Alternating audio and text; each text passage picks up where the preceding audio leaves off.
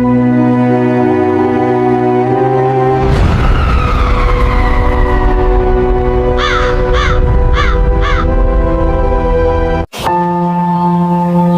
रात मनोहर की बहू यानी लखू की पत्नी पुष्पा अचानक गायब हो गई। अरे लखू, ए लखू, अरे लखू बेटा जल्दी से बाहर आ। क्या हुआ बाबूजी? क्या बात है? इतनी रात को क्यों चिल्ला रहे हैं? क्या हो गया? अरे बहू पुष्पा कहीं नहीं है बेटा, पूरा घर छान मारा। कुछ ही देर में पूरा गांव मशाले लेकर पुष्पा को ढूंढने निकल पड़ा। पुष्पा, पुष्पा बेटा, पुष्पा बिटिया। 2 महीने बीत गए, पुष्पा का कोई सुराग नहीं मिला और फिर एक दिन अचानक लखू बेटा जल्दी से बाहर आ। क्या हुआ बाबूजी? क्या बात है? देख बेटा, देख कौन आई है, देख तो। दरवाजे पर पुष्पा खड़ी थी। तभी लखू की नजर पुष्पा के पीठ पर पड़ी। पुष्पा पीठ से थी। हाँ, अरे पुष्पा, ये क्या है? अरे बोल पुष्पा, ये क्या है? जवाब दे, ये क्या है? क्या है ये? मुझे नहीं पता बाबूजी, मुझे नहीं पता जी, मुझे सच में कुछ याद नहीं है। हे भगवान, ये क्या हो गया ये? शाम को मनोहर और लखू दोनों गुस्से से भरे हुए पुष्पा के सामने खड़े थे। अरे पूरे गांव के सामने तूने हमारी नाक कटवा दी है, हमें कहीं मुंह दिखाने लायक नहीं छोड़ा। अजय तू तो निकल जा हमारे घर से। दरवाजा पुष्पा के मुंह पर बंद कर दिया गया। पुष्पा के बाद गांव में एक के बाद एक लड़कियां गायब होने लगी। पहले मीता गायब हुई, 2 महीने बाद लौटी, पेट से थी। फिर टीना, वो भी लौटी, पेट से थी। फिर कमला, वही हाल। सबकी कहानी एक जैसी थी, कुछ याद नहीं, बस एक अंधेरा कमरा। रात को पंचायत घर में कुछ लोग इकट्ठा हुए। ये कोई इत्तेफाक नहीं है भाइयों, माने कि 4 लड़कियां और वापस आने पे एक जैसी हालत, कुछ ना कुछ तो गड़बड़ है। हाँ गड़बड़ तो है, तो फिर क्या करें? पुलिस को बुलाया जाए?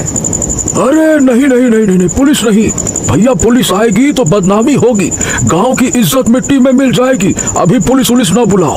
अरे तो क्या करें, चुप रहें और ऐसे ही हमारे गांव की लड़कियों को गायब होने दें? क्या करें, हाथ पे हाथ धर के बैठे रहें? सब चुप हो गए, किसी के पास कोई जवाब नहीं था। गांव के एक सिरे पर मुखिया साहब की हवेली थी, बड़ा सा घर, ऊंची दीवारें, बड़ा फाटक। मुखिया साहब अपनी कुर्सी पर बैठे थे। 3 साल पहले इस गांव में आए थे, एनजीओ चलाते थे, गरीबों की सेवा करते थे। फ्री हेल्थ चेकअप, दवाई, जरूरत पड़ने पर छोटा मोटा ऑपरेशन भी। गांव वालों ने उन्हें अपना मुखिया चुन लिया था। उनका बेटा विनोद शहर से पढ़कर आया था। विनोद की शादी मीना से हुई थी, गांव की सीधी साधी लड़की। एक रात मीना भी गायब हो गई और जब लौटी तो पेट से थी। क्या ये क्या है? सच्ची विनोद जी, मुझे सच में कुछ याद नहीं है। झूठ, सरासर झूठ। कहाँ थी 2 महीने तू? किसके साथ थी बता तू? हैं? मुझे नहीं पता जी, बस एक अंधेरा कमरा याद है, उसके अलावा कुछ नहीं। अंधेरा कमरा, वही बहाना जो बाकी की लड़कियां बना रही हैं। अरे तू क्या मुझे बेवकूफ समझती है? विनोद जी, मैं कसम खाती हूँ। चुप कर जा, एक शब्द भी मत बोलना अब। मुखिया साहब कमरे में दाखिल हुए, चेहरे पर कोई भाव नहीं। बेटा, बस बेटा, जो होना था सो तो हो गया। अब तू अपने मायके जा, यहाँ तेरा रहना ठीक नहीं होगा। बाबूजी। बस बेटा बस, और कुछ नहीं सुनना हमें, हमने फैसला कर दिया है। बिल्कुल सही बात है, बाबूजी सही कह रहे हैं। तू निकल जा यहाँ से, जा अपने मायके जा। मीना टूट गई। उसने चुपचाप अपना सामान उठाया और निकलने लगी। मीना की आंखों में आंसू थे, मगर मुखिया साहब की नजरों में कुछ और था, कुछ ऐसा जो मीना पहली बार देख रही थी। एक हल्की सी मुस्कान। गांव के किनारे एक छोटा सा घर, टूटी फूटी दीवारें, मिट्टी का आंगन। सुमन आंगन में बैठी थी, तभी दरवाजे पर आहट हुई। मीना, तू यहाँ? और ये क्या हाल है तेरा बेटी? मीना दौड़कर माँ से लिपट गई। आंसुओं का सैलाब फूट पड़ा। माँ मुझे घर से निकाल दिया। क्या कह रही है तू? मुखिया साहब ने, विनोद ने कह दिया यहाँ तेरा रहना ठीक नहीं। माँ मैंने कुछ नहीं किया, सच्ची माँ, मुझे कुछ याद ही नहीं। बस बेटा बस, चुप हो जा। सुमन ने अपनी बेटी का चेहरा देखा, सूजी हुई आंखें, पीला चेहरा, कांपते हाथ और वो पेट जो बढ़ता जा रहा था। सुमन के मन में कुछ टूट गया। बहुत हो गया, अब चुप नहीं रहूंगी, आज नहीं तो कभी नहीं। मेरी बेटी का इंसाफ होकर रहेगा। गांव का थाना, शाम का वक्त लेडी ऑफिसर पुष्पा अपनी डेस्क पर बैठी फाइलें देख रही थी। तेज नजरें, सख्त चेहरा। सुमन सामने खड़ी थी। मैडम, मुझे कंप्लेन लिखानी है। हाँ बोलो, क्या हुआ? मैडम, हमारे गांव में लड़कियां गायब हो रही है। गायब मतलब भाग गई होंगी किसी के साथ? आजकल की लड़कियां? नहीं मैडम, सुनिए पहले। वो गायब होती है, कुछ हफ्तों या महीनों बाद वापस आती है गर्भवती, और उन्हें कुछ याद नहीं रहता, सिर्फ एक अंधेरा कमरा याद रहता है। पुष्पा ने पहली बार नजरें उठाई। कितनी लड़कियां? अब तक 5। मेरी बेटी भी, जो मुखिया की बहू भी है। मुखिया साहब? कौन मुखिया? कलापुर के मुखिया साहब बहुत बड़े आदमी हैं, एनजीओ चलाते हैं, सबकी मदद करते हैं। पुष्पा का चेहरा सीरियस हो गया। ठीक है, मैं आती हूँ, जांच करूंगी। अगली शाम कलापुर गांव का एंट्रेंस, एक पुलिस जीप रुकी, धूल उड़ाती हुई। पुष्पा जीप से उतरी और गांव की तरफ चल कर गई। वर्दी में, कमर पर पिस्तौल, आंखों में सख्ती, साथ में 2 कांस्टेबल। तभी भीड़ से एक आदमी सामने आया। बाल बिखरे, कपड़े पुराने और फटे, आंखों में एक अजीब सा पागलपन, हंसते हुए आ रहा था। ढूंढ लो ढूंढ लो ढूंढ लो, अरे जितना ढूंढना है ढूंढ लो। कुछ नहीं मिलेगा, कुछ नहीं मिलेगा, कुछ नहीं मिलेगा, कुछ भी नहीं मिलेगा। सब ठीक है यहाँ, सब ठीक है, सब ठीक है।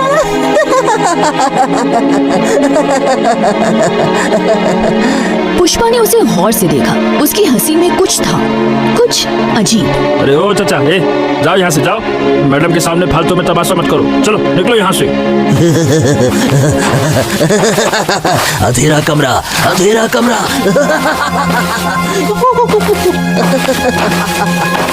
पुष्पा के कान खड़े हो गए। अंधेरा कमरा? उसने पागल आदमी को जाते हुए देखा। तभी एक और आदमी सामने आया, साफ सुथरा, शांत चेहरा, मुस्कुराता हुआ। नमस्ते मैडम, मैं विनोद हूँ, मुखिया साहब का बेटा। कोई दिक्कत तो नहीं है मैडम? मतलब आप सब ठीक हैं यहाँ पे? कंप्लेन आई है, जांच होगी। जरूर मैडम, जरूर, हम पूरा सहयोग देंगे, कोई दिक्कत की बात नहीं है। तभी भीड़ में से सुमन आगे आई, लेकिन कुछ बदला हुआ था। उसका चेहरा पीला था, होठ कांप रहे थे, आंखों में डर साफ दिख रहा था। हाँ, इन्होंने ही कंप्लेन करवाई है। मैडम, मैं अपनी कंप्लेन वापस लेती हूँ। क्या? कल ही तो तुम आई थी थाने, कल ही तो रो रो कर सब बताया था। गलती हो गई मैडम, सब ठीक है, मेरी बेटी भी ठीक है। आप जाइए मैडम। पुष्पा ने सुमन की आंखों में देखा, उसमें साफ डर था, ऐसा डर जो किसी ने रातों रात भर दिया हो। पुष्पा की नजर विनोद पर गई। विनोद अब भी मुस्कुरा रहा था, वही शांत, ठंडी मुस्कान। कुछ तो है इस गांव में, कुछ बहुत गलत। तभी धूल उड़ाती हुई एक सफेद गाड़ी आकर रुकी, चमचमाती महंगी गाड़ी। गाड़ी से मुखिया साहब उतरे, शांत चेहरा, होठों पर हल्की सी मुस्कुराहट। मुखिया साहब धीरे धीरे पुष्पा के पास आए। अरे पुष्पा मैडम, आइए आइए आइए आइए, बहुत दूर से आए हैं आप। चाय पानी तो लीजिए, इस गरीब के आंगन में पहली बार पुलिस का शुभागमन हुआ है। आइए आइए आइए आइए। आवाज में शहद था, लेकिन आंखों में कुछ और। मुखिया साहब, चाय पानी बाद में, कंप्लेन आई थी थाने, जांच करनी होगी। अरे मैडम, अब देख लीजिए, कंप्लेन करने वाली खुद कह रही है कि सब ठीक है, तो अब जब सब ठीक है तो क्या जांच करेंगे आप?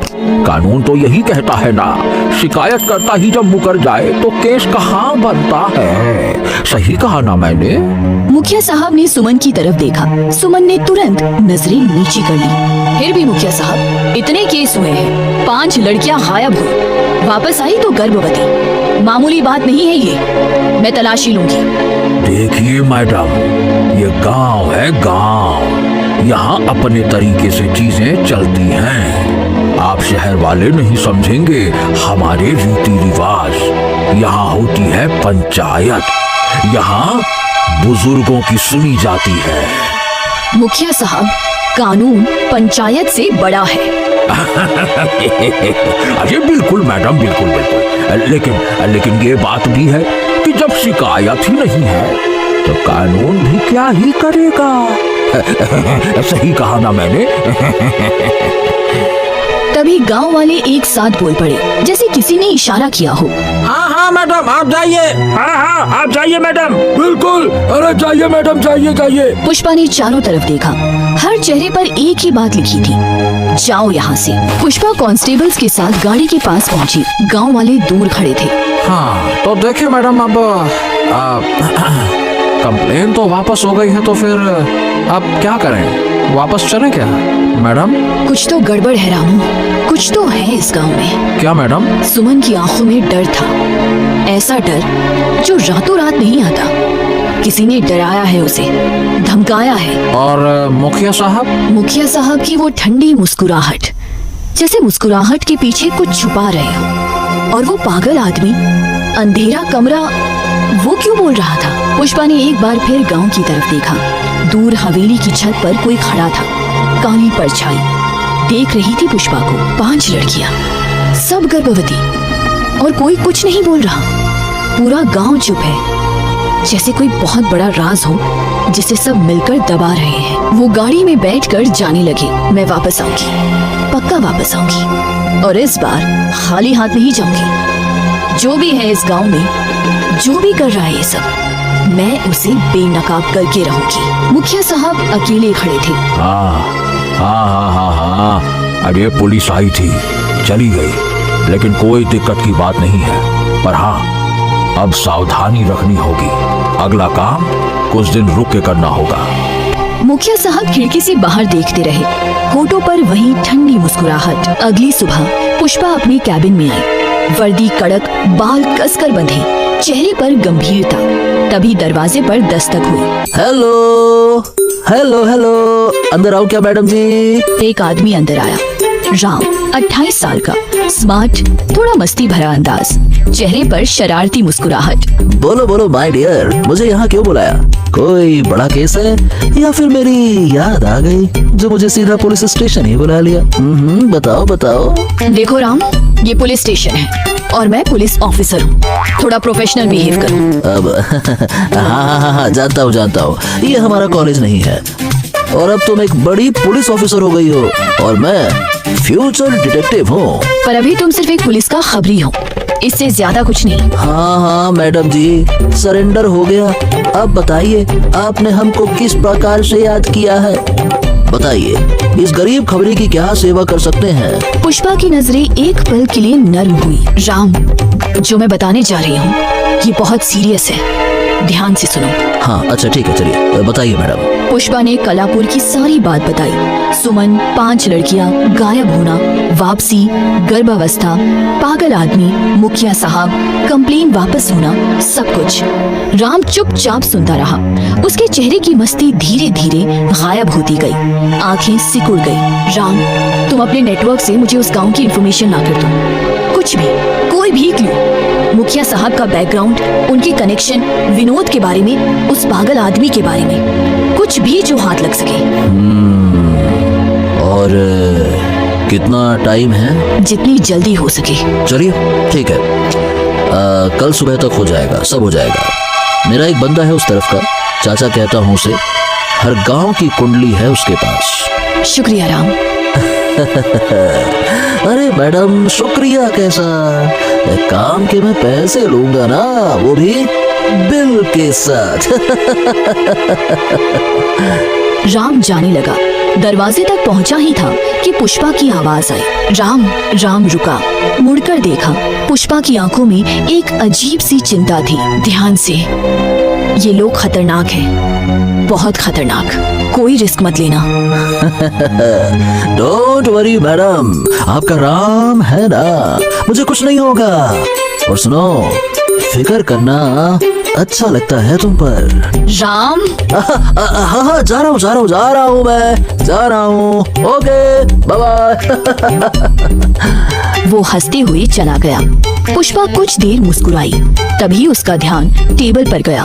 टेबल पर एक नोटिस पड़ा था। नोटिस में लिखा था, ऑफिसर पुष्पा सिंह को तुरंत प्रभाव से ट्रांसफर किया जाता है। नई पोस्टिंग, बांग्लादेश बॉर्डर, 4 फासन थाना, 48 घंटे के अंदर रिपोर्ट करें। ACP office.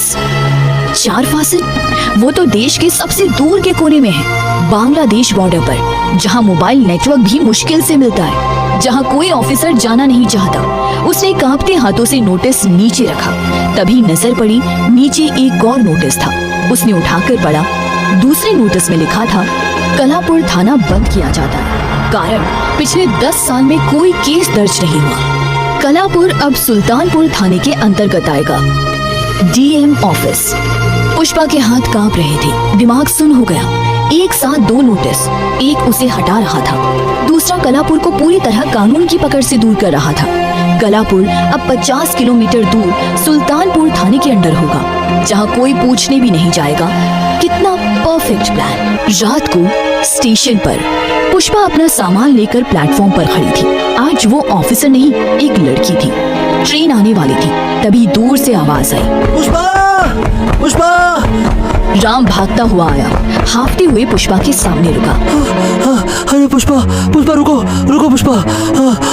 राम, तुम यहाँ? कोई खबर मिली? हाँ हाँ, बुरी खबर है। आज एक और लड़की गांव से गायब हो गई है। क्या? तो कंप्लेन, FIR? नहीं नहीं नहीं नहीं, वो लोग कंप्लेन नहीं लिखवाते। इसका कारण मैं जानने वाला था कि तभी मेरे घर से फोन आया। दादी की तबीयत खराब हो गई और मुझे गांव जाना होगा अब। पुष्पा ने गहरी सांस ली। हाँ राम, तुम जाओ और मैं भी जा रही हूँ। बांग्लादेश बॉर्डर के थाने में पोस्टिंग हुई है। राम ने सिर उठाकर देखा, उसकी आंखों में कुछ टूटा। दोनों एक दूसरे को देख रहे थे। एक लंबी खामोशी। पुष्पा ने अपने बैग से एक लिफाफा निकाला, राम को दिया।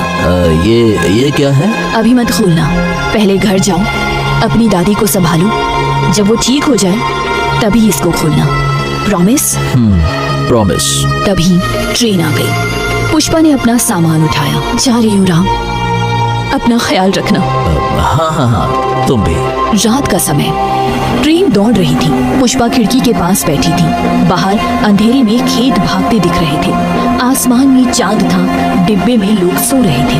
हल्के खर्राटों की आवाज, पंखे की घरघराहट। पुष्पा की आंखों में नींद नहीं थी। वो गांव, उसका रहस्य, वो लड़कियां, सब चुप क्यों हैं? मैं पुलिस ऑफिसर हूँ, मेरी जिम्मेदारी है। तभी ट्रेन की रफ्तार धीमी हुई। अगला स्टेशन आ रहा था। पुष्पा ने खिड़की से बाहर देखा, स्टेशन का बोर्ड दिखा। कुछ सोचा, फिर एक झटके में उठ खड़ी हुई। नहीं, मैं ऐसे नहीं जा सकती। पुष्पा उतर गई। स्टेशन के बाहर सुनसान जगह पुष्पा ने फोन निकाला। हेलो सर, जय हिंद सर, मैं पुष्पा बोल रही हूँ। सर, मुझे 7 दिन की छुट्टी चाहिए, पर्सनल रीजंस। हाँ सर, थोड़ी थक गई हूँ। पोस्टिंग ज्वाइन करने से पहले घर जाना है। जी सर, थैंक यू सर। उसने फोन रखा। आंखों में एक नई आग थी। अब पर्दाफाश होके रहेगा। गेस्ट हाउस का कमरा। पुष्पा आईने के सामने बैठी थी। उसने अपना पूरा भेष बदल लिया। सामने एक बुढ़िया खड़ी थी।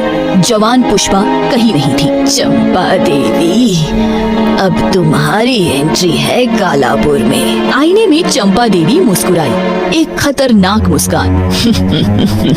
कलापुर गांव का एंट्रेंस। पुष्पा नहीं, अब चंपा देवी लाठी टेपती धीरे धीरे चली आ रही थी। झुकी हुई कमर, सफेद साड़ी, कांपते कदम। गांव के प्रवेश द्वार पर 2 मजबूत आदमी रास्ता रोके खड़े थे, हाथ में डंडे। ये गांव के पहरेदार थे। रुको, क्या नाम है?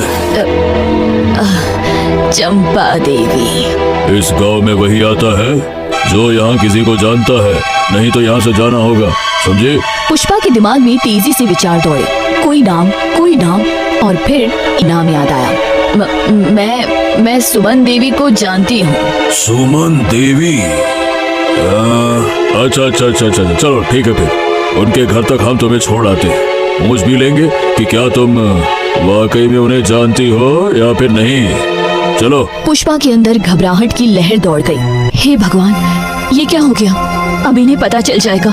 सुमन देवी मुझे पहचानती नहीं। अरे नहीं, मैं खुद चली जाऊंगी। आप लोग क्यों तकलीफ ले रहे हैं? लगता है कि कुछ न कुछ तो गड़बड़ है। अरे बोलो ना, गड़बड़ नहीं है? पुष्पा ने अपनी घबराहट छुपाते हुए हल्की सी हंसी की कोशिश की। नहीं, कोई गड़बड़ नहीं है, बस बूढ़ी हड्डियां हैं। किसी को तकलीफ देना अच्छा नहीं लगता। हाँ तो चलो फिर, हम ही ले चलते हैं तुम्हें। चलो आओ। दोनों पहरेदार पुष्पा के आगे पीछे चलने लगे। पुष्पा की लाठी कांपते हाथों में पकड़ी थी, पर कंपन सिर्फ बुढ़िया के अभिनय का नहीं था, असली डर भी शामिल था। अगर सुमन देवी ने पहचानने से इनकार कर दिया तो चंपा देवी का राज पहले ही दिन खुल जाएगा। सुमन का घर। पहरेदारों ने दरवाजा खटखटाया। ठक ठक ठक। अंदर से आहट हुई।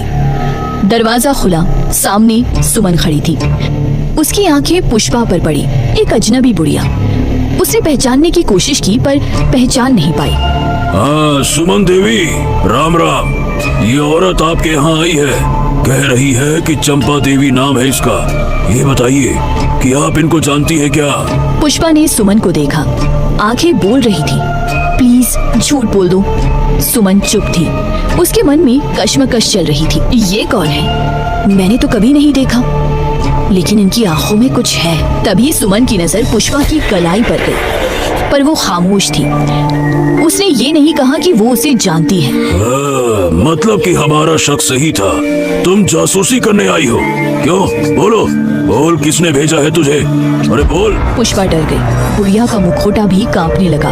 तभी हाँ, मैंने ही इन्हें बुलाया है, मेरी ताई की बहन है। पहरेदार रुके। शक अभी गया नहीं था। अच्छा, तो इतनी रात को यहाँ आने का क्या मकसद है?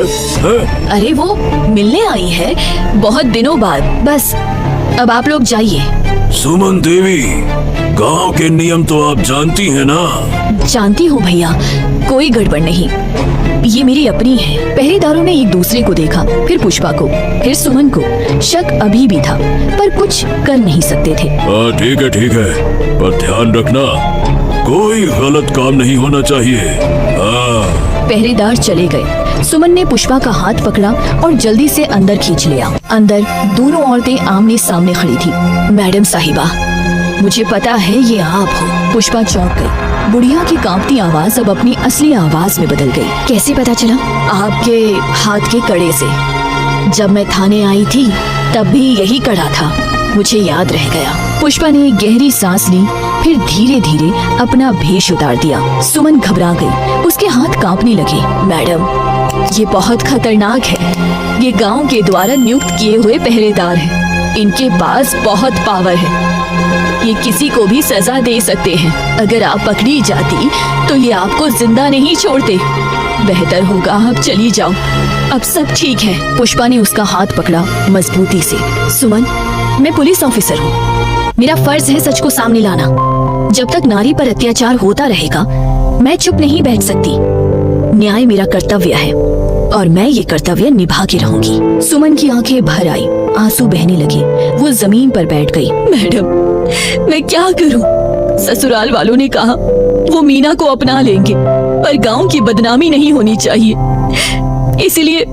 इसलिए कंप्लेन वापस ली। पुष्पा नीचे बैठ गई सुमन के सामने। सुना है आज गांव में एक और लड़की गायब हो गई। हाँ, देखो सुमन, आज अपना लिया, कल वापस भेज दिया तो तू क्या करेगी? अब यहाँ कोई थाना भी नहीं है, कौन सुनेगा तुम्हारी? सुमन चुप हो गई। उसके मन में हलचल चल रही थी, डर, गुस्सा, दुख, बेबसी। ठीक है मैडम, मैं आपकी मदद करूंगी। शाबाश, मेरे पति दूसरे गांव गए हैं किसी काम से, वो हफ्ते भर नहीं रहेंगे। यही मौका है, आप अपनी तलाशी कर लो। ठीक है, सबसे पहले बताओ गांव में अभी कितनी लड़कियां हैं जो इस मामले का शिकार बन सकती हैं? सुमन ने एक पल सोचा और फिर बोली, 2, कविता और कोयल, दोनों शादीशुदा, दोनों जवान और दोनों के घर पास पास है। पुष्पा की आंखों में एक तीखी चमक आई, दिमाग में योजना बनने लगी। 2 नाम, 2 जिंदगियां और एक पुलिस ऑफिसर जो अब बुढ़िया के भेष में है, एक अनजान गांव में अकेले लड़ने को तैयार थी। गांव, रात का समय, चांद आसमान में अकेला था। गांव सो रहा था, सब दरवाजे बंद, सब खिड़कियां बंद, पर एक साया जाग रहा था। पुष्पा एक पेड़ के पीछे छुप के बैठी थी, सांसें धीमी, आंखें तेज। सामने कोयल और सोमा के घर दिख रहे थे। दोनों घर पर नजर, सब कुछ शांत था, सिर्फ झिंगुरों की आवाज। कोई तो आएगा आज रात, जरूर आएगा। तभी एक कुत्ता जोर जोर से भौंकने लगा। दूर से एक आकृति आ रही थी, हल्के हल्के कदम, डगमगाती चाल। वो पागल आदमी था, हाथ में लालटेन, पीली रोशनी चेहरे पर पड़ रही थी, मुंह पर पतला गीला कपड़ा बंधा था। पुष्पा ने ध्यान से देखा, वो आदमी मुंह पर कपड़ा क्यों बांधा है? कुत्ता उस पर भौंकता रहा। पागल आदमी ने लालटेन उठाई, कुत्ते की तरफ देखा। हट हट हट हट, उस पर मत भौंक, हट हट। फिर हंसा, एक अजीब खोखली हंसी।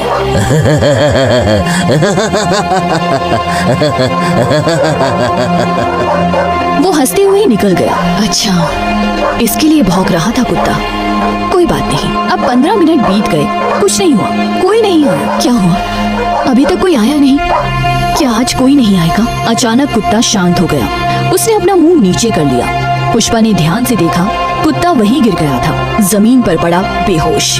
ये कुत्ते को क्या हुआ? तभी पुष्पा का माथा घूमने लगा, आंखों के सामने अंधेरा छाने लगा। ये क्या हो रहा है मुझे? उसने खड़े होने की कोशिश की पर पैर कांपने लगे। हाथ पेड़ पर टिकाने की कोशिश की पर हाथ भी साथ नहीं दे रहे थे।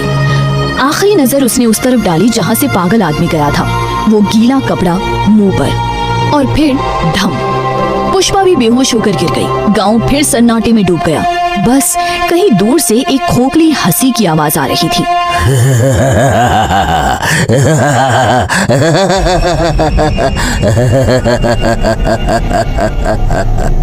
गांव, सुबह का समय, इसकी पहली किरणें जमीन पर पड़ रही थी। पुष्पा की आंख धीरे धीरे खुली। मैं कहाँ हूँ? वो उसी पेड़ के नीचे बेहोश थी। दूर से शोर सुनाई दे रहा था, चीखे रोने की आवाजें। पुष्पा ने कान लगाए। अरे भैया, कोयल गायब हो गई है। क्या बात कर रहे हो? कौन ले गया? कैसे ले गया? हाय रे मेरी बच्ची, कहाँ गई मेरी कोयल? पुष्पा को झटका लगा। कोयल गायब हो गई। भीड़ जमा थी एक घर के बाहर, कोयल के घर के बाहर। पुष्पा ने उठने की कोशिश की, शरीर भारी था, जैसे किसी ने पत्थर बांध दिए हो। उसका सर घूम रहा था, हाथ कांप रहे थे। उठना है पुष्पा। किसी तरह वो बैठी, अपना हाथ देखा, उसकी कलाई पर एक लाल निशान था, छोटा सा, गोल। पुष्पा की आंखें फैल गई। ये तो इंजेक्शन का निशान है। उसने आसपास देखा, पास में एक प्लास्टिक का पैकेट पड़ा था, खाली, फटा हुआ, इंजेक्शन का पैकेट। पुष्पा ने उसे उठाया, हाथ कांप रहे थे। किसने इंजेक्शन दिया? क्या इंजेक्शन दिया? कौन था वो? दिमाग में टुकड़े जुड़ने लगे। पुष्पा ने उठने की कोशिश की पर पैर अभी भी कमजोर थे। दूर से भीड़ की आवाजें तेज होती जा रही थी। सरपंच जी को बुलाओ, पहरेदारों को बुलाओ, भैया बुलाओ सबको। पुष्पा का दिमाग तेजी से सोच रहा था। हे भगवान, पता नहीं इस इंजेक्शन से मेरे में क्या इंजेक्ट किया गया है। अगर मैं अभी गांव से बाहर जाऊं तो पहरेदार बैठे होंगे, मुझे देख लेंगे, शक होगा, वापस नहीं आ पाऊंगी। और अगर यही रही तो भी खतरा है। अब कुछ नहीं कर सकती। गांव से बाहर जाऊंगी तो वो पहरेदार बैठे होंगे, वापस नहीं आ पाऊंगी, शक होगा। उसने इंजेक्शन का पैकेट अपनी साड़ी के पल्लू में छुपा लिया, सबूत के तौर पर। अब जो होगा देखा जाएगा, पर कोयल को ढूंढ कर रहूंगी। सुमन का घर, रात का समय। सुमन, वो पागल आदमी पागल नहीं है क्या? वो पागल का ढोंग करता है, रोज रात को गांव में घूमता है। सब उसे देखकर कहते हैं, अरे पागल है, क्या करेगा? कोई ध्यान नहीं देता। हाँ, सच कह रही हैं आप, उसको सब पागल समझते हैं। और जिस रात वो लालटेन लेकर आता है, मुंह पर गीला कपड़ा बांधकर, उस रात कोई लड़की गायब होती है। मैडम, वो हवा में कुछ छिड़कता है, कोई गैस, कोई दवाई, जिससे कुत्ते बेहोश हो जाते हैं, पहरेदार बेहोश हो जाते हैं, सब बेहोश हो जाते हैं। गीला कपड़ा इसलिए बांधता है कि ताकि खुद ना बेहोश हो। हे भगवान! फिर जब सब बेहोश हो जाते हैं तब वो आराम से अपना काम करता है, लड़की को उठाता है और ले जाता है। सुबह तक सब जाग जाते हैं, कुछ याद नहीं, पता भी नहीं चलता। तो कल रात आप भी? हाँ सुमन, मैं भी बेहोश हो गई थी, पर एक चीज समझ नहीं आई अभी। क्या मैडम? वो पागल अकेला है या उसके साथ और लोग भी हैं? और सबसे बड़ा सवाल, वो इन लड़कियों को ले जाता कहाँ है? सुमन ने ठंडी सांस ली। मैडम, अब क्या करेंगी? आज रात फिर जाऊंगी, पर इस बार तैयारी पूरी होगी। पर मैडम, कल तो आप भी बेहोश हो गई थी, आज फिर? पुष्पा मुस्कुराई, एक तीखी पुलिस वाली मुस्कान। अब देखते जाओ मैं क्या करती हूँ। गांव, रात का समय, आसमान में चांद बादलों के पीछे छुपा था, हल्की हवा चल रही थी। गांव के किनारे एक ऊंचा पेड़ था, नीम का, घना। उसकी सबसे ऊंची डाल पर पुष्पा बैठी थी, कमर पर रस्सी बांधकर खुद को डाल से बांधा हुआ था ताकि बेहोश भी हो जाए तो गिरे नहीं। हाथ में दूरबीन, मुंह पर गीला कपड़ा बंधा हुआ, कसकर, सांसें धीमी, आंखें तेज। पुष्पा ने दूरबीन आंखों पर लगाई। सबसे पहले पहरेदार आए, 2 आदमी, हाथ में लाठी थी, टॉर्च की रोशनी इधर उधर कर रहे थे। आज रात कुछ नहीं होगा भाई। कल एक लड़की गायब हो गई है, तो अब कुछ दिनों तक शांति रहेगी। हाँ भाई, थके हुए हैं। हाँ, चलो जल्दी चक्कर लगाकर सो जाएंगे। वो घूमते रहे गांव के चारों तरफ, फिर थक गए, चले गए अपनी झोपड़ी में। पुष्पा देखती रही 15 मिनट, 20 मिनट, फिर दूर से एक रोशनी दिखी, पीली कांपती हुई लालटेन। आ गया। पुष्पा ने दूरबीन घुमाई। वो पागल आदमी था, हाथ में लालटेन, मुंह पर गीला कपड़ा, लड़खड़ाती चाल, वही पागलों वाली। एक गली से दूसरी गली, हंसता हुआ, बड़बड़ाता हुआ। चांद चांद, रोटी रोटी रोटी, चांद चांद रोटी। कुछ कुत्ते भौंके पर फिर शांत हो गए। पुष्पा ध्यान से देख रही थी, दूरबीन आंखों से हटी नहीं। पागल आदमी सोमा के घर के पास से गुजरा, गीता के घर के पास से गुजरा, फिर धीरे धीरे गांव से निकल गया। अरे ये तो चला गया, आज कुछ नहीं करेगा क्या? पुष्पा का दिल बैठने लगा। क्या मेरा अंदाजा गलत था? क्या ये सच में पागल है? 15 मिनट बीते, गांव में धीरे धीरे शांति छाने लगी, एक अजीब तरह की शांति। पुष्पा ने दूरबीन से नीचे देखा, एक कुत्ता गली में था। अचानक कुत्ते के पैर लड़खड़ाए, वो वहीं गिर गया बेहोश। पुष्पा का दिल तेजी से धड़का शुरू हो गया। पुष्पा ने दूरबीन घुमाई, पहरेदारों की झोपड़ी, दरवाजे से झांक कर देखा, दोनों पहरेदार चारपाई पर लुढ़के पड़े थे, बेहोश, सब बेहोश, पूरा गांव बेहोश। पुष्पा ने अपने मुंह पर बंधे कपड़े को और कसकर बांधा। तभी दूर से फिर एक आकृति उभरी। पुष्पा ने दूरबीन उधर घुमाई, वो पागल आदमी वापस आ रहा था, पर कुछ अलग था। मुंह पर कपड़ा अभी भी बंधा था और उसकी चाल बदल चुकी थी। अब वो लड़खड़ा नहीं रहा था, बड़बड़ा नहीं रहा था। वो आदमी सोमा के घर के सामने रुका। सोमा, दरवाजा खोलो, सोमा। दरवाजा खुला। सोमा नींद में थी, आंखें अध खुली। कौन? उस आदमी ने कुछ नहीं कहा। हाथ में एक छोटा सा कपड़ा था, सफेद, गीला। उसने एक पल की देर नहीं की, कपड़ा सीधा सोमा के मुंह पर रख दिया। सोमा ने हाथ उठाया, हटाने की कोशिश की, पर 2 सेकंड में आंखें बंद होने लगी, शरीर लड़खड़ाया। माँ, और वो बेहोश होकर गिरने ही वाली थी कि उस आदमी ने उसे पकड़ लिया। एक झटके से उसने सोमा को कंधे पर उठाया, आसानी से, जैसे पंख हो, और फिर चल पड़ा। चलो अब तेरा असली ठिकाना देखो। कहाँ ले जाता है लड़कियों को? दूर अंधेरे में वो आदमी सोमा को कंधे पर उठाए जा रहा था, गांव से बाहर की तरफ। पुष्पा छुप के पीछे चल पड़ी, हर कदम सोच समझकर, हर कदम आवाज रही। आज पता चलेगा, आज सब पता चलेगा। वो दूर एक सुनसान जगह पहुंचा, एक जगह रुका, चारों तरफ देखा, कोई नहीं था। फिर उसने सोमा को जमीन पर धीरे से बिठाया, एक झाड़ी हटाई जिसके पीछे एक गुप्त मार्ग था। सुरंग। उस आदमी ने सोमा को फिर उठाया और सुरंग में उतर गया। 1 मिनट रुकूंगी, फिर उतरूंगी। पुष्पा ने गिन गिन कर 1 मिनट बिताया। हे भगवान, पूरा तहखाना है ये सुरंग सालों पुरानी है, किसी ने बहुत सोच समझ कर बनाई है। पुष्पा आगे बढ़ी, कदम कदम, पर अभी रोने का वक्त नहीं था। पुष्पा आगे बढ़ी, फिर आगे रोशनी दिखी, पीली स्थिर लालटेन की। पुष्पा ने अपनी टॉर्च बंद की, दीवार से चिपक कर आगे बढ़ी। सुरंग एक जगह आकर रुक गई। एक कमरा मिट्टी और पत्थर से बना, चारपाई पर राधा बेहोश पड़ी थी और उस आदमी ने अपने मुंह से कपड़ा खोल दिया था। पीठ पुष्पा की तरफ थी, वो कुछ ढूंढ रहा था। एक कोने में शायद कोई दवाई, कोई इंजेक्शन। पुष्पा ने गहरी सांस ली, गन को मजबूती से पकड़ा, कदम बढ़ाया। रुक जा! वो आदमी जम गया। पुष्पा ने गन तानी, अब वो अपने असली भेष में थी, ऑफिसर पुष्पा वाला चेहरा। रुक जा, तेरा भेद खुल गया। तू खुद को पागल बताता है और ये सब काम कर रहा है। हाथ ऊपर कर, हाथ ऊपर कर। वो आदमी धीरे से पलटा। पुष्पा ने टॉर्च उसके चेहरे पर मारी। मैडम। हाँ मैडम, अब बोल। मैडम, मैं सबको सच बताता हूँ। मैं बेकसूर हूँ मैडम, मैं बेकसूर हूँ। बेकसूर? तू अभी सोमा को उठाकर यहाँ लाया और बेकसूर। मैडम ये सब मैंने किसी कारण से किया, मजबूरी में किया। मेरी बात सुनिए मैडम, मैं आपको सब कुछ बताता हूँ, सब कुछ बताता हूँ मैडम, मैं सब कुछ बताता हूँ। उसकी आवाज में कुछ था, कोई सच्चाई, कोई दर्द जो नकली नहीं थी। बोल, जल्दी बोल, क्या मजबूरी? मैडम मैं उस आदमी का गुलाम हूँ, उसने मेरी। और तभी धड़ाम पत्थर गिरा सीधा उस पागल आदमी के सिर पर। वो आदमी जमीन पर गिर गया। नहीं। पुष्पा उसके पास पहुंची। आंखें खोल, बोल, कौन है वो? कौन तुझसे ये सब करवाता है? बोल। पागल आदमी की सांसें उखड़ रही थी, आंखें भारी हो रही थी। मैडम मुखिया, उसी ने सब बर्बाद किया है। चाबी। चाबी? कैसी चाबी? कहाँ है? शेर स्तंभ चाबी। उसने दम तोड़ दिया। शोर स्तंभ चाबी? क्या मतलब हो सकता है? इधर से रास्ता है, जल्दी चलो। हाँ हाँ मुखिया साहब, ये रहा ट्रैप डोर, चलो। पुष्पा के रोंगटे खड़े हो गए।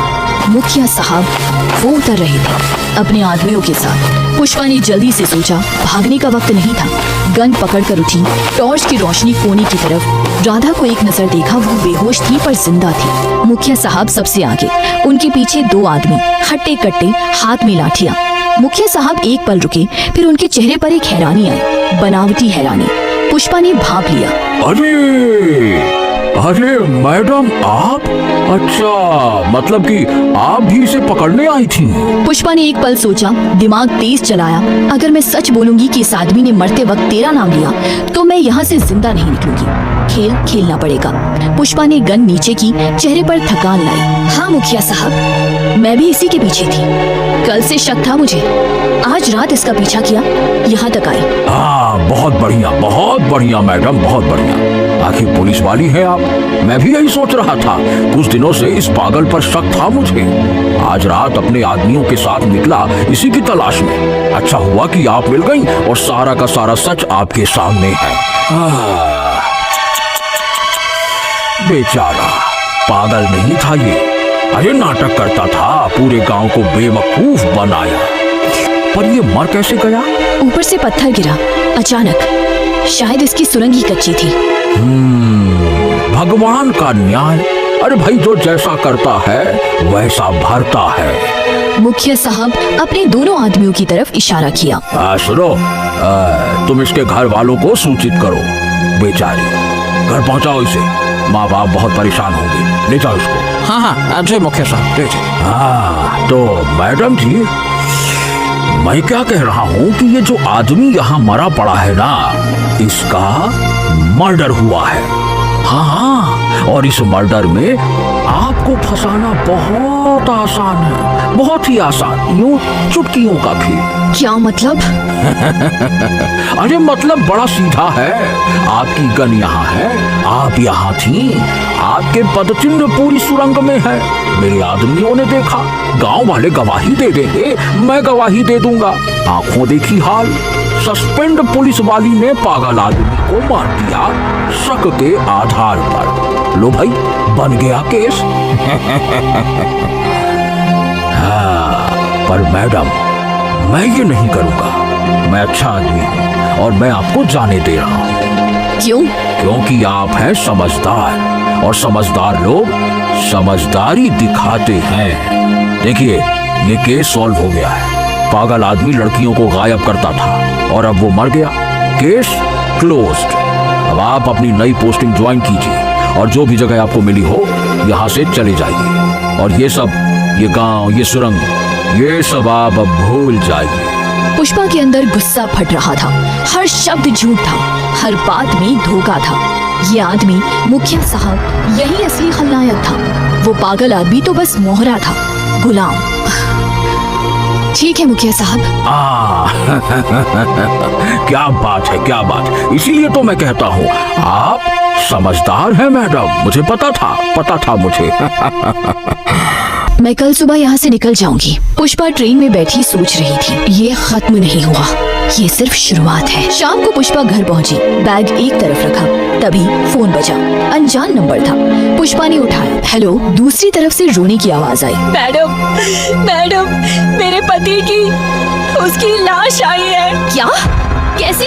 पता नहीं मैडम, और उसके कमर पर टाकों का निशान है। टाके? सुमन, सुनो ध्यान से, संस्कार मत करना। मैं टीम लेकर वहाँ आती हूँ। मैं कोशिश करती हूँ मैडम। तुरंत सीनियर को फोन मिलाया। हेलो। सर, मैं पुष्पा, कलापुर में एक सस्पिशियस डेथ हुई है, मुझे एक टीम चाहिए। देखो पुष्पा, कंप्लेंट के बिना कोई नहीं जाएगा और तुम्हारा वहाँ ज्यूरिसडिक्शन भी नहीं है। पर sir. No means no, okay? Phone cut गया। पुष्पा फोन को देखती रही, हाथ में पकड़ा फोन, स्क्रीन बंद, पर दिमाग चालू था। टाके कमर पर, किडनी।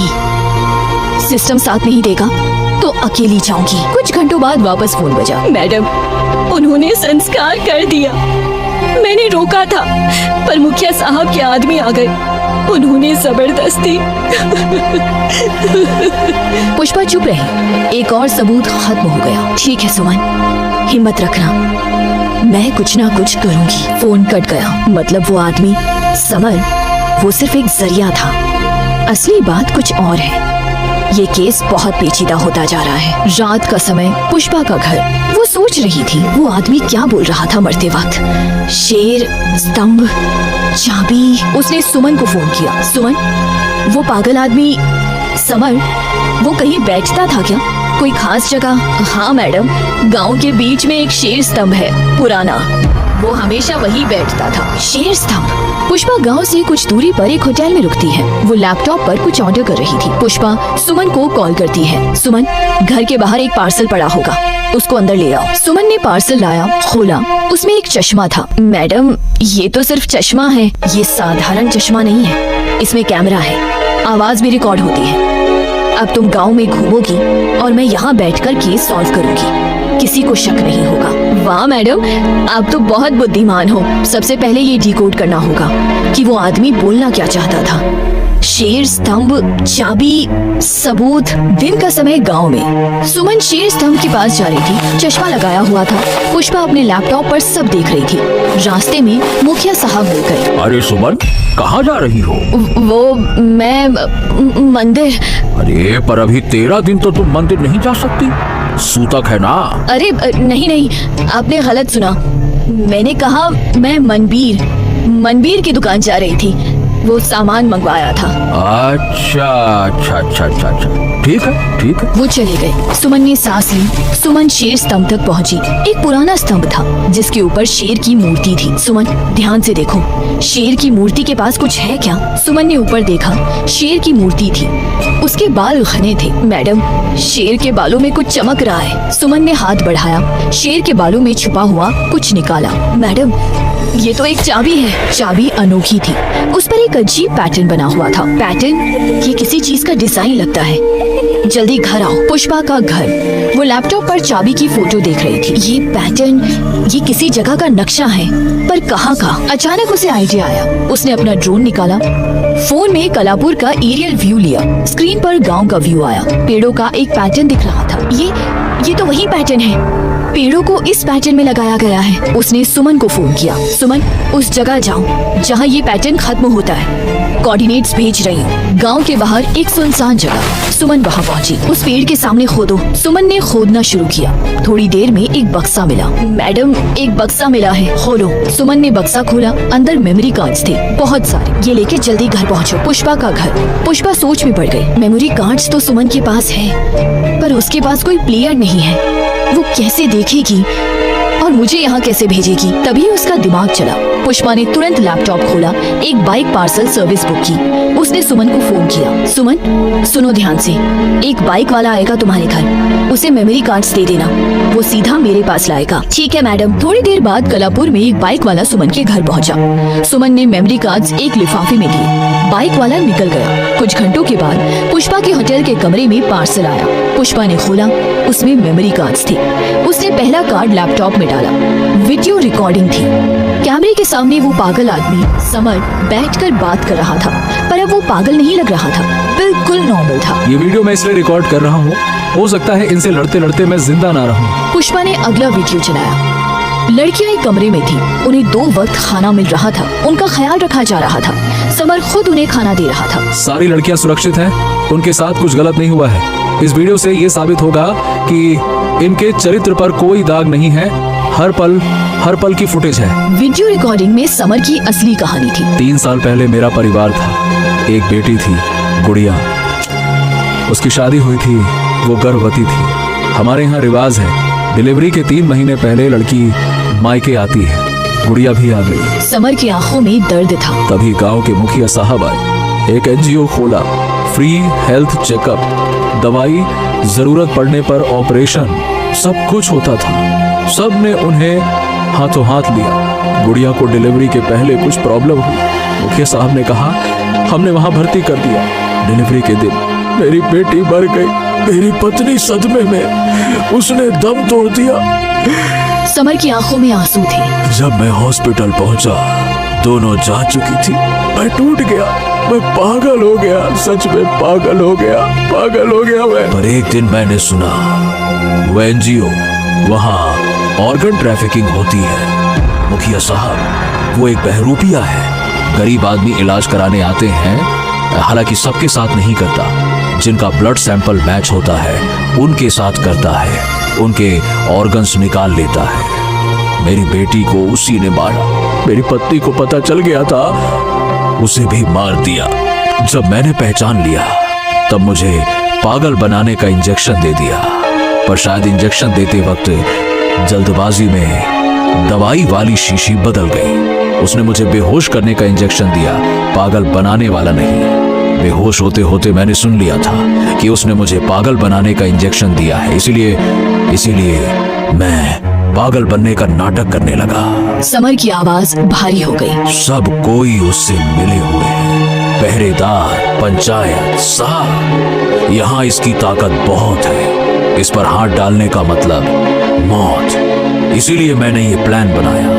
मेरे पिता एक वैद्य थे, उनसे मैंने एक कला सीखी थी कि मैं पैर देख के बता सकता हूँ कि कौन सी महिला गर्भवती है। फिर मैंने इसका फायदा उठाया। इससे जुड़े सभी लोगों की विवाहित गर्भवतियां बेटियों को मैंने गायब किया और उन पर एक आयुर्वेदिक जड़ी बूटी खिलाई, जिससे कि उनकी कुछ दिनों की याददाश्त मिट जाए। उनके साथ कुछ गलत नहीं किया, उन्हें सुरक्षित रखा और बेहोश करके वापस भेज दिया ताकि सबकी बदनामी ना हो। जब ये सब बेइज्जत हो तब सबके सामने सच लाता। पर लगता है मेरा वक्त खत्म हो गया। वीडियो खत्म हो गई। वो क्रिमिनल नहीं था, वो न्याय चाहता था। पुष्पा के दिमाग में सब घूम रहा था। मुखिया साहब, ऑर्गन ट्रैफिकिंग, गरीब लोगों के ऑर्गन्स, सुमन के पति की कमर में स्टिचेस, सब जुड़ रहा है। सब टुकड़े एक एक करके फिट हो रहे थे। मुखिया का NGO एक जाल था, गरीबों का इलाज बहाना था। मैच होते ही ऑर्गन्स निकाल लेता था। समर की बेटी, समर की पत्नी, दोनों उसी का शिकार। और सुमन का पति, वो भी शायद बच के निकला था, पर स्टिचेस उसकी निशानी थे। पूरा गांव इस शैतान के कब्जे में है। पुष्पा होटल में रात को वो तैयारी कर रही थी। अब ये सब CM साहब को दिखाना होगा, पर इसके लिए मुझे और सबूत चाहिए, रिकॉर्डिंग चाहिए, हर हरकत की। उसने सुमन को फोन किया। सुमन, तुम्हारा काम हो गया, अब जो करना है मैं करूंगी। पर मैडम, आप वहाँ गई तो वो आपको जिंदा नहीं छोड़ेंगे, मुझे पता है, पर अब कोई रास्ता नहीं है। मैं भेष बदल के जाऊंगी, रिकॉर्डिंग करूंगी और CM साहब तक पहुँचाऊंगी। तभी मुखिया साहब होटल के रूम में आ पहुँचे। पुष्पा चौंक गई। समझी थी कि मैं बेवकूफ हूँ। तुम्हें कैसे पता चला? सुमन का व्यवहार मुझे बदला बदला लग रहा था। मैंने देखा उसने एक पार्सल किसी बाइक वाले को दिया और वो तेजी से निकल गई, पर मैंने उसका नंबर नोट कर लिया, उसे बुलाया, धमकाया और उसने मुझे तेरा पता दे दिया। पुष्पा को बांध दिया गया। अरे अब तुम मेरे साथ चलेगी, बहुत दूर का सफर है, चल। एक अंधेरा कमरा। पुष्पा हाथ पांव बंधे बैठी थी। मुखिया साहब सामने खड़े थे। जानती हो, तुम बहुत खतरनाक हो। एक पुलिस ऑफिसर जो हार नहीं मानती, बहुत जिद्दी है। तुम्हारा खेल खत्म होने वाला है। कौन रोकेगा तुम्हें? हैं? अरे तुम्हें कोई ढूंढ नहीं पाएगा, कौन बचाएगा तुम्हें? कल सुबह हम यहाँ से निकलेंगे मुंबई के रास्ते दुबई। वहाँ एक शेख है, वो तुम्हारी अच्छी कीमत दे देगा। उसके बाद कौन रोकेगा मुझे? मुखिया साहब चले गए। पुष्पा अकेली थी अंधेरे कमरे में। राम का घर किसी और शहर में। राम अपनी दादी के पास बैठा था। बेटा, अब मैं ठीक हूँ, तू अपना काम देख। राम को याद आया पुष्पा ने जो एनवेलप दिया था। दादी आप आराम करो, मुझे कुछ काम है। वो अपने कमरे में गया, एनवेलप खोला, अंदर एक लेटर था। राम, अगर तू ये पढ़ रहा है तो मैं शायद मुसीबत में हूँ। मैंने कलापुर जाने का फैसला किया है, अकेली, भेष बदल के। अगर मैंने तुझे फोन ना किया 7 दिन तक तो समझ लेना कुछ गड़बड़ है। मेरे जूते में GPS ट्रैकर है, इसका लिंक ये रहा, मुझे ट्रैक कर सकता है। मुझे विश्वास है तू सही काम करेगा। पुष्पा। राम ने पेपर्स पढ़े, उसकी आंखें बड़ी होती गई। पुष्पा तूने ये सब अकेले? अब उसने फोन उठाया, पुष्पा को कॉल किया, फोन बंद था। फोन बंद है? उसने GPS ट्रैकर लिंक खोला, लोकेशन सुल्तानपुर, NGO। मतलब वो उनके कब्जे में है। राम तैयारी कर रहा था। सीधे पुलिस के पास जाऊंगा तो टाइम लगेगा, कंप्लेन, पेपर वर्क, परमिशन। नहीं, तब तक तो बहुत देर हो जाएगी। कुछ और करना होगा। वो सुल्तानपुर पहुंचा और वहाँ था वो NGO। उसने अंदर जाने की कोशिश की लेकिन गार्ड्स ने उसे रोक लिया। कहाँ? विजिटिंग आवर्स खत्म हो गए हैं, चलो। अरे भाई बहुत जरूरी काम है, समझो ना, बहुत जरूरी काम है। नहीं, कल आना, कल। राम वापस आया, सोचता रहा। थोड़ी देर बाद हॉस्पिटल के पीछे 2 लड़के चाय पी रहे थे। वो हॉस्पिटल में काम करते थे। आज रात फिर से प्लान है। हाँ यार, ये लोग तो फैक्ट्री चला रहे हैं। सुना है कोई VIP पेशेंट आ रहा है, किडनी चाहिए उसे। राम चुपके से सुन रहा था। उसके हाथ में फोन था, रिकॉर्डिंग हो रही थी। पर एक बात बता, ये डोनर लाते कहाँ से हैं ये लोग? अरे क्या पता, कुछ मत पूछ, अपना काम कर, पैसे ले, चुप रह। ज्यादा करेगा तो ज्यादा दिक्कत हो जाएगी, समझा? राम उनके सामने आया। हेलो भाई, मैं बहुत गरीब हूँ, मुझे जॉब चाहिए, कुछ भी कर लूंगा मैं, बहुत पैसों की समस्या है, नौकरी दिलवा दो ना। कौन हो तुम? मैं गांव से आया हूँ, काम ढूंढ रहा हूँ, बहुत ही काम की जरूरत है। अरे कुछ भी कर लूंगा, सफाई हेल्पर, कुछ भी, जो बोलेंगे वो कर लूंगा। यहाँ जॉब वॉब नहीं मिलती ऐसे, समझा? पर एक बात बता, ये डोनर लाते कहाँ से हैं ये लोग? क्या पता, कुछ मत पूछ, अपना काम कर, पैसे ले, चुप रह। ज्यादा करेगा तो ज्यादा दिक्कत हो जाएगी। ये देखो, ये रिकॉर्डिंग मैं पुलिस को भी दे सकता हूँ, या फिर तुम मेरी मदद करो। क्या चाहिए तुम्हें? अंदर जाना है अभी के अभी, और कुछ भी चालाकी की तो ये वीडियो वायरल कर दूंगा। इसकी एक कॉपी मेरे घर में भी है, समझ गए? जिंदगी बर्बाद हो जाएगी तुम्हारी। हॉस्पिटल के अंदर रात को राम सफाई वाले भेष में था। वो धीरे धीरे घूम रहा था। एक फ्लोर पर सिक्योरिटी ज्यादा थी। वही होगा। वो एक कमरे के पास गया। चलो सब पैक करो, कल सुबह निकलना है, दुबई जाना है जहाज से। और वो लड़की, उसे 3री मंजिल में कमरे में रखा है। वो भी साथ चलेगी, समझ गया? राम समझ गया। पुष्पा 3री मंजिल में किसी कमरे में है। हॉस्पिटल में रात को राम कोशिश कर रहा था उस कमरे तक पहुंचने की, पर 3री मंजिल पर गार्ड्स थे। वो एक कॉर्नर से झांक रहा था। 2 गार्ड्स खड़े थे। राम एक कार्टून खिसकाकर धीरे धीरे आगे बढ़ा। एक गार्ड मुड़ा, राम तुरंत छुप गया, सांस रोक ली। गार्ड्स वापस घूम गया। राम फिर आगे बढ़ा, अगले दरवाजे के पीछे बस 2 कदम और। तभी दूसरी तरफ से एक और गार्ड आ गया। उसे दोनों तरफ से घेर लिया गया। अरे पकड़ो उसे, पकड़ो। राम पकड़ा गया था। क्यों रे, कौन है तू और यहाँ क्या कर रहा है? भाई मैं तो सफाई वाला हूँ, सफाई करते करते आ गया। अरे झूठ मत बोल, साफ साफ बता, कौन है तू? तुझे देखा नहीं पहले यहाँ कभी? नया हूँ भाई, आज ही आया हूँ साफ सफाई करने। चल, अरे अब साहब के पास चल। अरे चल तू, चल। वो राम को पकड़ कर ले गए मुखिया साहब के सामने। मुखिया साहब ने उसे ऊपर से नीचे देखा। कौन है ये? साहब, ये अंदर घुस आया था, कह रहा था कि सफाई वाला है। मुखिया साहब धीरे से राम के पास आए और उसकी आंखों में देखा, फिर वो मुस्कुराए। सफाई वाला। मुखिया साहब राम को घूर के देख रहे थे। अच्छा, तो तू भी जासूस है ना? पुष्पा के दोस्त हो ना? अरे मैंने तुम्हें उसके साथ देखा है, उसके साथ तो मैंने वैसा ही किया जिसकी वो हकदार थी। अब देख तेरे साथ क्या करता हूँ। तुम ये सब बिल्कुल सही नहीं कर रहे हो। अरे बिजनेस है, सब कुछ बिजनेस है। धोखा देकर कहते हो बिजनेस? लोगों की जान से खेलना बिजनेस है तुम्हारा? बेगुनाह लड़कियों को गायब करना बिजनेस है तुम्हारा? गरीबों के ऑर्गन्स निकालना ये बिजनेस है तुम्हारा? बहुत बोलता है तू। देख, तुझे भी पता चल जाएगा जब तेरा भी ऑर्गन निकालेंगे कि बिजनेस क्या है मेरा। तुम ज्यादा भाग नहीं पाओगे, एक ना एक दिन पकड़े जाओगे, देख लेना तुम। मुखिया साहब आगे आए, राम के सामने खड़े हुए। कौन पकड़ेगा? सब कुछ मेरी जेब में है, कोई मुझे नहीं रोक सकता। गलत सोचा है तुमने, सच बहुत दिन नहीं छुपता। बस बहुत हो गई तेरी बकवास। इसको एक कमरे में बांधो, ले जाओ इसे। बाकी क्या करना है इसके साथ कल सोचेंगे। आदमियों ने राम को पकड़ा, राम को एक कमरे में लेकर उसका हाथ एक कंक्रीट पिलर से पीछे बांध दिया। राम अकेले बैठा था अंधेरे में। अंधेरा कमरा, राम हाथ पांव बंधे बैठा था। पास के कमरे से आवाज आई, पुष्पा की आवाज थी। कौन है वहाँ? पुष्पा, पुष्पा तू ठीक है ना? राम, तू यहाँ कैसे? तेरा लेटर पढ़ा, जीपीएस ट्रैक किया और आ गया यहाँ तक। बेवकूफ, अब तू भी फंस गया। ओहो, डोंट वरी, प्लान है मेरे पास। राम अपने हाथों की रस्सी तोड़ने की कोशिश कर रहा था। वो कंक्रीट पिलर पर रस्सी रगड़ने लगा। रगड़ते रगड़ते रस्सी टूट गई। दरवाजे के पास गया जो कि बंद था पर पुराना था। उसने जोर लगा के धक्का मारा, दरवाजा खुल गया। धीरे से बाहर निकला, पुष्पा का कमरा ढूंढा और वो उसको मिल गया।